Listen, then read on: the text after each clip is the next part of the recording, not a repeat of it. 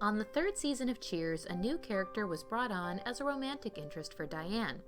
This was Dr. Frasier Crane, a psychiatrist Diane dated as an opposite to her previous boyfriend, bar owner Sam Malone.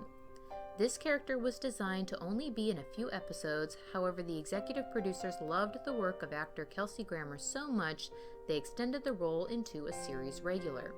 Although the show producers enjoyed the love triangle created by the addition of Grammer's character, fan reception was lukewarm as they did not like how he came between Diane and Sam. In 1993, when Cheers ended, there were no plans for a spin-off show. However, the producers were eager to cast Grammer in a lead role in a separate program. Originally, they envisioned a character who was a paraplegic millionaire and motorcycle enthusiast. This idea, however, was short-lived, and eventually they decided to take the character of Frasier and remove him from the Cheers format by relocating the show across the country in the city of Seattle.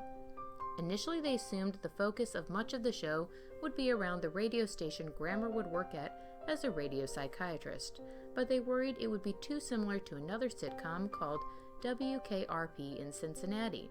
So they decided the new show should be a blend of Frasier's personal life at home and at work. Although it was a rocky start moving from Cheers to Frasier, the show became one of the most popular during its run and led to much acclaim for Kelsey Grammer in the titular role. Here are 10 behind-the-scene facts about the show. Roz Doyle, played by Peri Gilpin, is Frasier's producer on the show and close friend off-air. Their dynamic is closer to brother and sister throughout the series run, although there are a few episodes with awkward attempts at flirting and one ill-planned night in bed. For the most part, Roz is a source of real-life experience for the book-smart but lovably naive Dr. Crane. Gilpin, however, was not the original choice to play the role. Initially, producers selected Lisa Kudrow for the part. Yes, that Lisa Kudrow, who ended up playing Phoebe on another show you might have heard from at this time, Friends. Although Kudrow was funny playing the part of Roz, she was not a strong enough alpha dog presence against Grammer, and the producers recast the role early in production. As a side note, this character was named after real-life Wings producer Roz Doyle, who died of breast cancer in 1991. In the 1970s, there was an extremely popular television show called The Nanny and the Professor, starring Juliet Mills and Richard Long. This was created as a result of the popularity of Mary Poppins during this time. Although in this show, Nanny Phoebe's magic is more implied than overt powers, such as Mary Poppins, she is psychic. This has absolutely nothing to do with Frasier, except for the fact that this show played a major role in why Kelsey Grammer was against casting Jane Leeves in the role of Daphne. According to Grammer, casting a British woman as a psychic housekeeper/physical therapist would make the show too similar to the original Nanny and the Professor concept. Grammer preferred the idea of a Latina in the role and was campaigning for actress Rosie Perez to be cast in the part. However, producers convinced Grammer to do a table reading with Leaves, and he agreed she would be perfect for the part. Although many parts of the show take place in the radio station KACL and Cafe Nervosa, one of the most expensive sets to put together was Frasier's living room, coming in at almost $500,000 to furnish and decorate. Although some pieces were rented, such as the Eames chair, many others had to be purchased outright and cost several $1,000s apiece. This was done to achieve the luxurious effect that the producers wanted. One of the most obvious pieces is Martin's lazy boy in the middle of the room. Initially designed to be an eyesore on an otherwise picturesque setting, the chair was actually as expensive as any other piece in the apartment because it had to be custom made. Set designers went to second-hand shops looking for a chair that was ugly enough to play the part, but were unable to locate one, so they had the fabric purchased from a custom shop that specialized in tacky 70s designs. Frasier developed a huge following during its run, and several cast members received hundreds of fan letters. The character with the highest letter count, however, was Moose, the dog who played Eddie. Eddie was portrayed by a Jack Russell Terrier who had originally been adopted by a family that wasn't aware of the breed's rambunctious nature.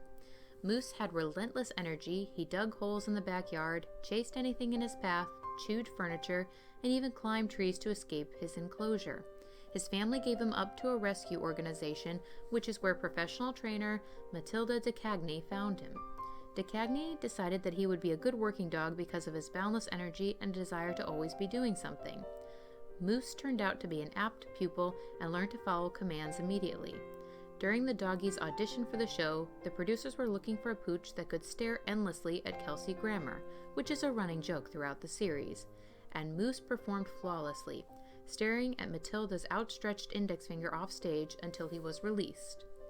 Moose retired at the age of 10 after the end of season 7, and his son Enzo took over the role of Eddie. Moose had been bred with the idea of achieving a look-alike replacement when it became obvious that Frasier would have a very long run. Enzo had 2 siblings, a sister named Miko, who would be too small to play the part of Eddie, and Moosey, who had a noticeably different marking. Perry Gilpin, who played Roz, fell in love with Moosey and adopted him.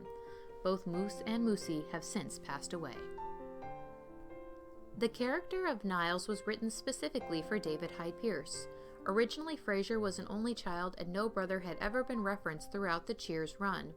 However, one of the assistant casting directors found a picture of Pierce and approached the show's creators with it, noting the strong similarities between Grammer and Hyde Pierce. The creators were so impressed with the resemblance, they found old footage of Pierce from the show, The Powers That Be, and arranged immediately to meet with him. They offered him the role shortly afterward. Pierce has said that he actually wouldn't like Niles Crane in real life because he was against people for whom their world is the only world. A major story arc that occurred in Frasier is when Roz Doyle became pregnant and would end up as a strong single mother figure. This was incorporated as part of the show to give Roz a story arc and develop her character further. However, the actress was not actually pregnant at the time. This was created just for the show. Gilpin said many of her friends and family members questioned whether or not she was pregnant because the ploy was executed so perfectly and lasted through an entire season. However, producers and Gilpin soon realized the addition of a child was actually a misstep and did not add the expected results for Roz's character. So her daughter Alice was rarely featured on film and was usually just referred to. This also helped reduce the amount of time that they had to limit their hours of production due to child labor laws by featuring an actual child. This was very different than when Jane Leeves did get pregnant, but the character was not in a position to be pregnant at that time. The writers had to invent a storyline for Leeves to account for her changing figure. This resulted in a somewhat awkward story arc where Daphne begins viciously overeating to compensate for Niles' high expectations of her and their relationship. Although the storyline feels rushed and is never referred to again after Leeves' return to the show, it is a way to keep the character on without needing to add the addition of another child character. When the character of Daphne did get pregnant later in the final season, this was again created for the storyline. Leeves was not actually pregnant. John Mahoney plays the role of Martin Crane, Frasier and Niles' father, a retired police officer. Martin's character was based off producer Peter Casey's real-life father, who had served on the San Francisco Police Department for 3 decades. The producers were keen to land Mahoney for the role.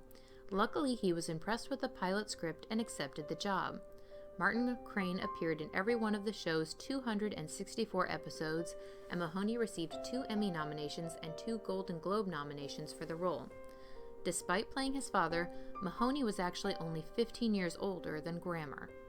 In one glaring inconsistency, on Cheers, Frasier had once said that his father was dead, and also that he had been a renowned scientist. Kelsey Grammer pointed out this inconsistency to Frasier's producers, but they decided not to address the issue in the hope the audience would forget. However, later in the series, it is revealed that Frasier and his father had not been on speaking terms when the morbid comment had been made to his friends back in Boston. As a side note, John Mahoney was on an episode of Cheers, not as Frasier's father, but as an advertising executive who specialized in making jingles. In real life, Grammer and Mahoney became very close. Grammer had lost his father when he was very young, and Mahoney didn't have any children of his own, so the two developed a father-son relationship over the course of the series.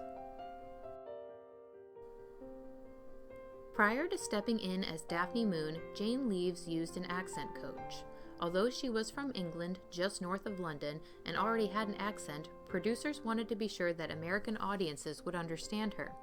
Leeves once said, "Sometimes my accent has gotten us into trouble on the scripts because the words don't come out the way the writers envisioned. For instance, I was supposed to tell a joke once that ended in the word duck, but the accent didn't sound funny, so they changed it to elephant." Ironically, John Mahoney actually grew up in Manchester, England, where Jane Leeves' character was supposed to be from. He got American citizenship by joining the U.S. Army and lost his British accent during his service. About her accent, Mahoney said, "You have to understand that she is to be understood by millions of Americans, otherwise you would need subtitles. It is like Train Spotting or The Full Monty. It took people half of those movies to work out what they were saying, and I think her accent is great." Have you ever watched an episode of The Simpsons with Sideshow Bob? It's no secret this character is voiced by none other than Kelsey Grammer. For Bob's voice, Grammer performed an impression of theater actor and director Ellis Robb. Grammer had once worked with Robb, whose lamenting tones became the foundation for Sideshow Bob. In a later episode titled Brother from Another Series, writer Ken Keeler was assigned to write an episode featuring Sideshow Bob. Keeler was an avid fan of Frasier and thought it would be hilarious to mix the two, and the character of Sideshow Cecil was born based on the brother dynamic between Frasier and Niles. Pierce was cast as Sideshow Bob's brother, causing Pierce to joke, "Normally I would not do something like this, but how often do you get to work with an actor like Kelsey Grammer and, more importantly, play his brother?" The pair has been featured in 3 other episodes: Funeral for a Fiend, O Brother, Where Bart Thou, and My Fair Lady. In Funeral for a Fiend, the pair were joined by John Mahoney, who voiced the Sideshow brothers' father, Dr. Robert Terwilliger. Niles Crane's first wife, Maris, had a decidedly important role on Frasier, despite existing almost purely through conversation. The character's off-screen presence was not always meant to last, but was set up as a fast one on the audience, convincing them she would remain unseen, like Norm's wife, Vera, in Cheers, until she made a surprise reveal. Ultimately, that reveal never materialized because, according to show producers, 2 or 3 episodes in, she was already so bizarre she was completely uncastable.